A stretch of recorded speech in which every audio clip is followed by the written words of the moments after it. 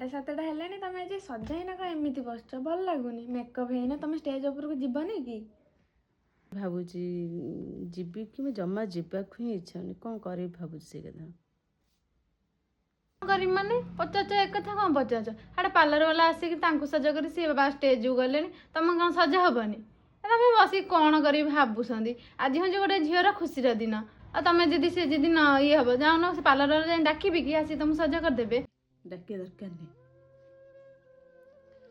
କାହିଁକିନା ଆଜି ଖାଲି ମୋ ରିସେପସନ୍ ନୁହଁ, ଆଜି ହେଉଛି ମୋ ନଣନ୍ଦର ବାହାଘର ବି। ସମସ୍ତେ ସେଠି ବ୍ୟସ୍ତ। ଡାକିବା ପଠେଇଥିଲି, ହେଲେ ତାପରେ ଯେଉଁ ଶୁଣିବାକୁ ମିଳିଲା ତାପରେ ମୋର ସଜ ହେବାକୁ ହିଁ ଇଚ୍ଛା ନାହିଁ। ସଜ ହୁଅନ୍ତି ଖୁସିରେ। ଆଜି ହେଉଛି ସବୁଠାରୁ ଖୁସିର ଦିନ। ଏ ଦିନକୁ ସମସ୍ତେ, ମୁଁ ନୁହଁ ପ୍ରତ୍ୟେକ ଝିଅମାନେ ଅପେକ୍ଷା କରିଥାନ୍ତି ଆଜିର ଏ ଦିନଟାକୁ। ଏମିତି କଥା ଶୁଣିବାକୁ ପଡ଼ିବ ସେ କଥା ଭାବିନଥିଲି। ମୋ ଆଖି ସାମ୍ନାରେ ଆଉ ଜଣେ ସଜ ହେଉଥିବ, ଆଉ ମୋତେ କହୁଥିବେ ଯେ ମୁଁ ଗୋଟେ ଡ୍ୟାନ୍ସର, ମୁଁ ସବୁଦିନ ସଜ ହେଉଛି, ଆଜି ବି ହାତେ ହାତେ ସଜ ହେଇଯିବି।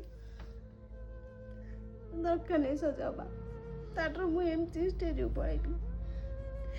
ପ୍ରଥମ ଦିନ ଯେଉଁମାନଙ୍କର ଫିଲିଙ୍ଗସ୍ ଏମିତି ଥାଏ ତା ସହିତ ସାରା ଜୀବନ କେମିତି ଆଡ଼ଜଷ୍ଟ କରିବ? ସାରା ଜୀବନ ଆଡ଼ଜଷ୍ଟ କରିବା ବହୁତ କଷ୍ଟ। ପ୍ରଥମରେ ଯଦି ସେମାନେ ମୋତେ ନିଜର ନ କରିବେ, ସାରା ଜୀବନ ପାଇଁ ମୁଁ ତାଙ୍କୁ କେମିତି ନିଜର କରିବି? ତାଙ୍କ ମନରେ ଯଦି ଏମିତି ଫିଲିଙ୍ଗସ୍ ଆସିବ ତାହେଲେ ମୁଁ କେମିତି ତାଙ୍କ ସହିତ ବଞ୍ଚିବି ସାରା ଜୀବନ ପାଇଁ?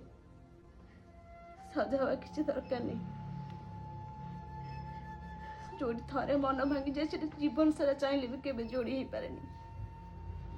ଏଠି କୁହାଯିବ ଝିଅମାନେ ଖରାପ, ପ୍ରତ୍ୟେକ ଡ୍ୟାନ୍ସର ମାନେ ଘରକୁ ବୋହୂ ହେଇ ଆସିଲା ପରେ ଖରାପ। ସତରେ କ'ଣ ଆମେ ଖରାପ? ଯେଉଁମାନେ ଏଇ ଲାଇନ୍ ଅଛନ୍ତି ସମସ୍ତେ ଖରାପ?